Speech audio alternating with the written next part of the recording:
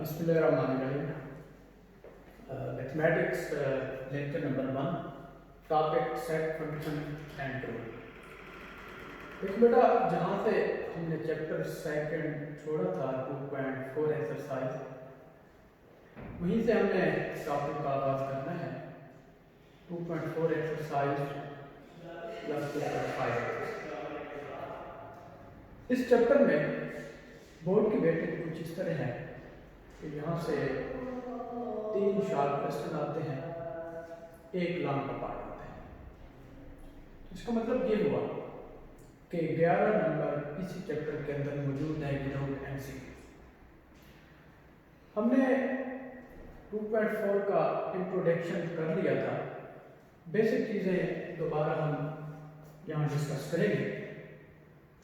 First of all आपने पढ़ा था निगेशन, उसकी ट्रुथ टेबल हमने बनाई थी।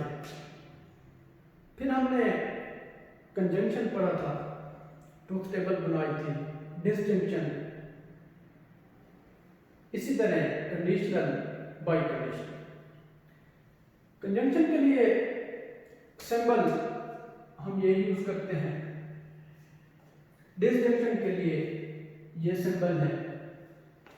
कंजंक्शन की जब हम ट्रुथ टेबल बनाते हैं तो उसके लिए हमने डेफिनेशन पढ़ी थी कि अगर आपके पास P और Q कोई सी दो स्टेटमेंट है। अब स्टेटमेंट क्या होता है? एक ऐसा मैथमेटिकल सेंटेंस होता है जो ट्रू भी हो सकता है, रॉन्ग भी हो सकता है। उसे हम कहते हैं स्टेटमेंट। अब स्टेटमेंट कंजंक्शन के लिए हमारे पास कोई से दो स्टेटमेंट हैं। लेट्स सपोज इस एक्सरसाइज में हम यूज करते हैं P, Q और R को। कंजंक्शन में P और Q दोनों ट्रू हैं तो उसके ट्रुथ टेबल में ट्रू आता है, अदरवाइज हम फॉल्स लिखते हैं। इसी तरह डिस्टिंक्शन में P और Q दोनों फॉल्स आते हैं तो वो फॉल्स ट्रुथ टेबल है, और बाकी जो टेबल में हम लिखा करते हैं वो सारे के सारे ट्रू होते हैं। इसी तरह इम्प्लॉयड में, कंडीशनल के लिए ज़रूरी होता है कि P ट्रू हो, Q फॉल्स हो, तो वो आपके पास फॉल्स आता है। और बाई कंडीशनल में बोथ P एंड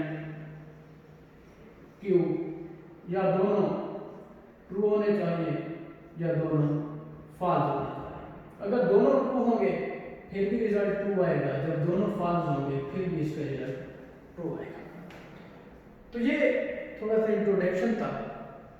कंजंक्शन क्या होता है, डिस्टिंक्शन क्या होता है, इम्प्लाइज क्या होता है, बाई कंडीशनल क्या होता है, और इसी तरह हमने पढ़ा था निगेशन।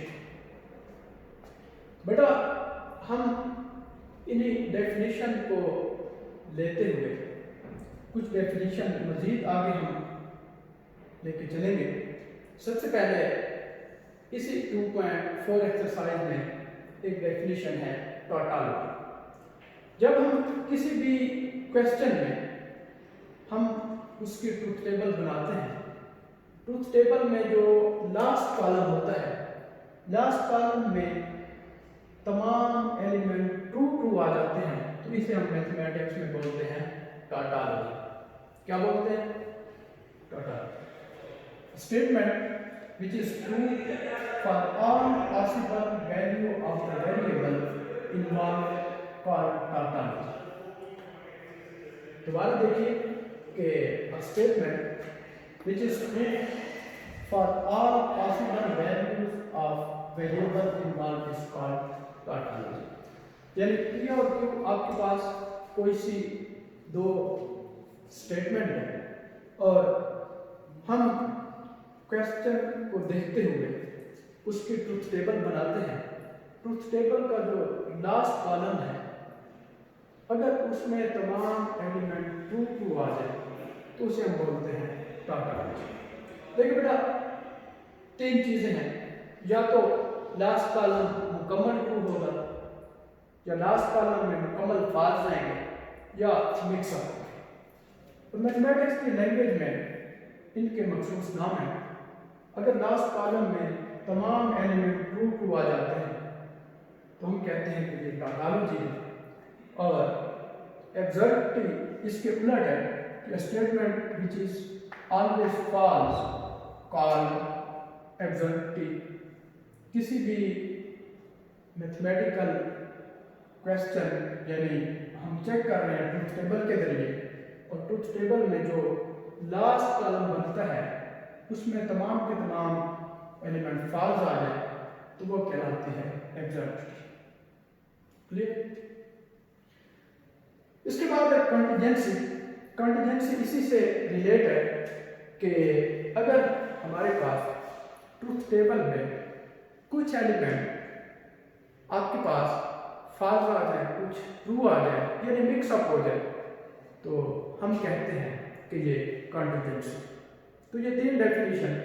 फर्स्ट ऑफ ऑल हमारे पास टॉटोलॉजी, यानी हमारे पास statement which is true for all possible value of variable is called tautology. तमाम के तमाम ट्रू, इसे हम बोलते हैं टॉटोलॉजी। दूसरा हमारे पास है एब्सर्डिटी। तमाम के तमाम एलिमेंट फॉल्स आ जाते हैं।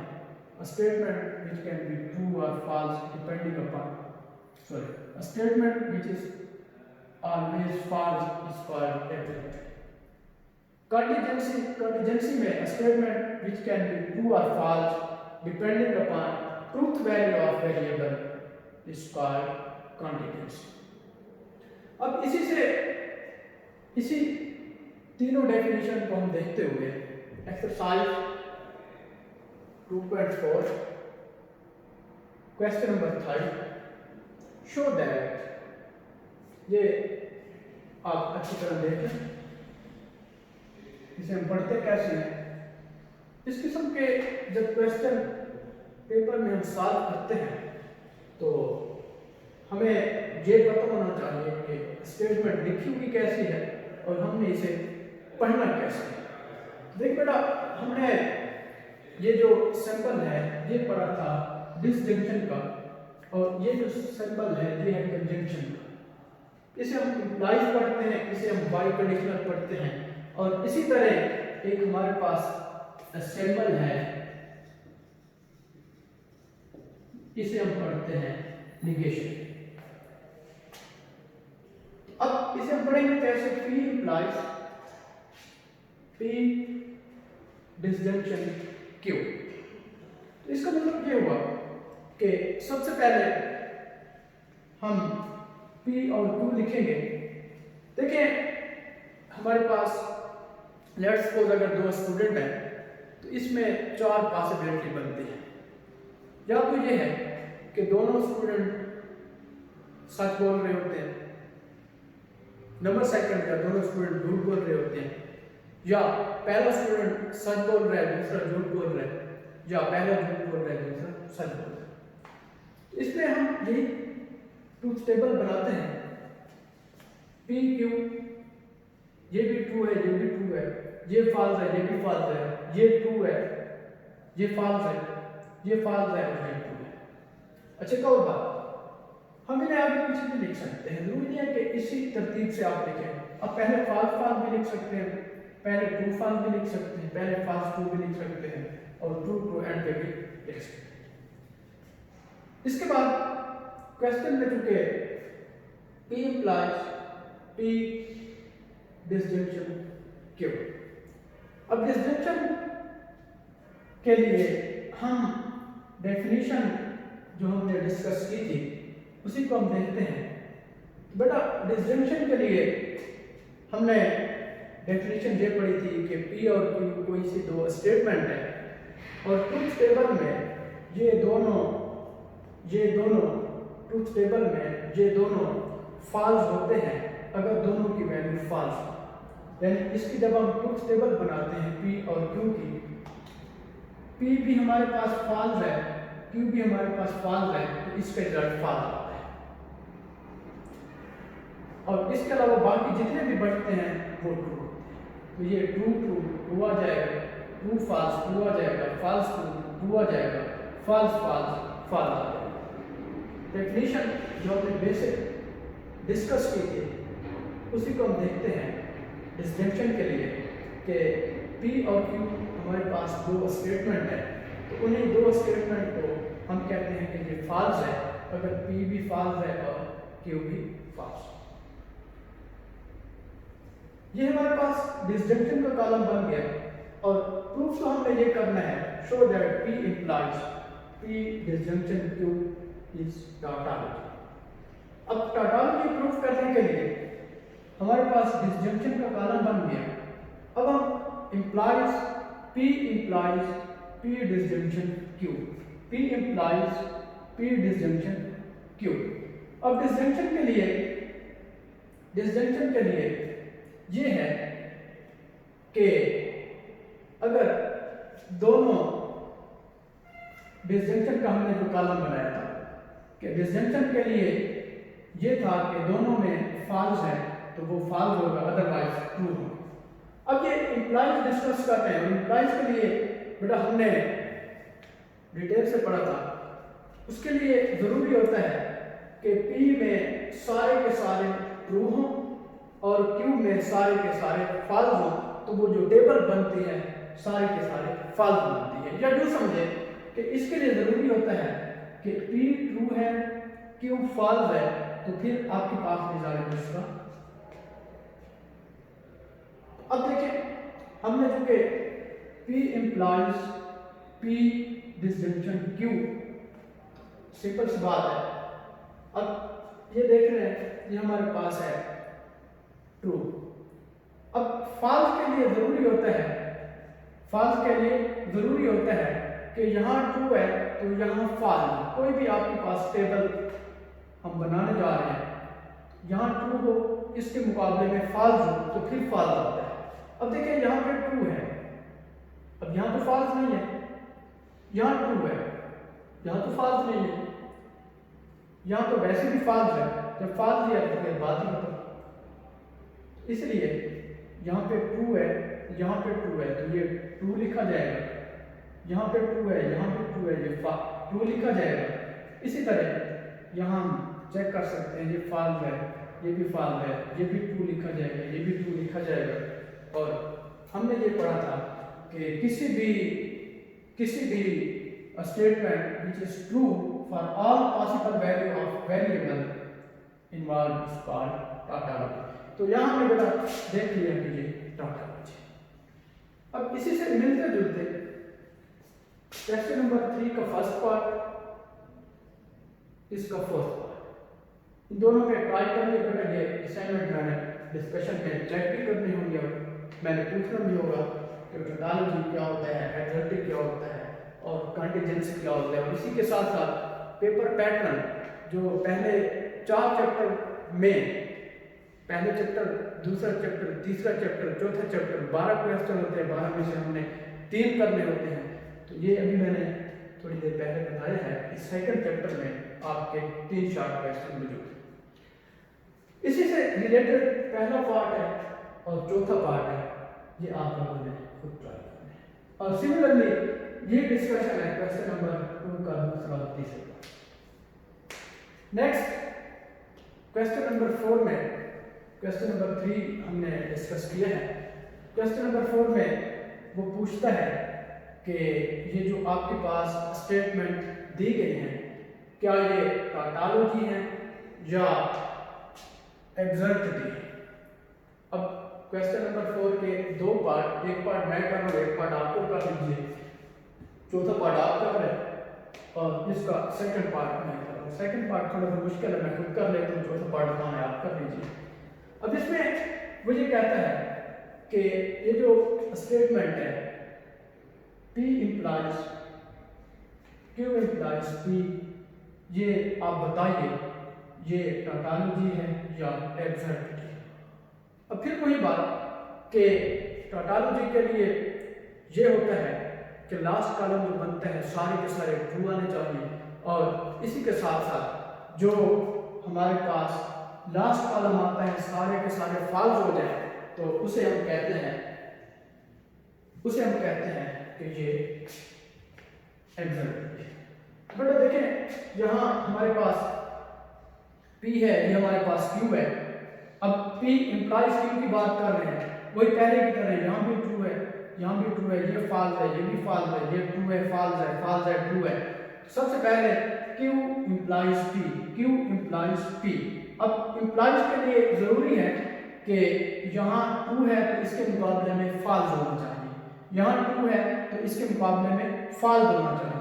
अब यहाँ ट्रू है, यहाँ फॉल्स है तो फॉल्स बनेगा। अब यहाँ ट्रू है, यहाँ ट्रू नहीं है तो फिर ट्रू बनेगा। ये भी ट्रू, ये भी ट्रू, ये भी ट्रू, ये फॉल्स। यानी हम कंडीशनल में वही डेफिनेशन अप्लाई करते हैं कि when P and Q are two statement, हम इन्हें कहेंगे कि ये फॉल्स है अगर P ट्रू है और Q फॉल्स है। तो ये हमने P Q इम्प्लाइज P बना दिया। अब इसके बाद हम P implies Q implies P इसकी तरफ जा रहे हैं। तो ये देखिए बेटा, अब डेफिनेशन फिर वही फॉल्स में ये होता है कि यहाँ ट्रू है इसके मुकाबले में फॉल्स, ये ट्रू है यहाँ फॉल्स होना चाहिए, यहाँ ट्रू है यहाँ फॉल्स होना चाहिए, यहाँ फॉल्स है इसकी तो बात ही नहीं करते। इसलिए ये भी ट्रू है, ये भी ट्रू है, ये भी ट्रू है, ये भी ट्रू है। तो यहाँ से हमें पता चल गया कि किसी भी क्वेश्चन में लास्ट कॉलम तमाम के तमाम एलिमेंट अगर ट्रू आ जाते हैं तो उसे हम बोलते हैं कि ये टॉटोलॉजी। इसी को हम आगे बढ़ाते हुए ये जो 2.5 एक्सरसाइज है, सिर्फ इसके दो क्वेश्चन है, पहला क्वेश्चन है और चौथा क्वेश्चन है। क्वेश्चन नंबर 1 एक्सरसाइज 2.5 इसी से रिलेटेड टॉपिक है, कोई डिफरेंट चीज है नहीं। हमें कंस्ट्रक्ट करना है A intersection B whole complement which is equal to A complement unit B complement.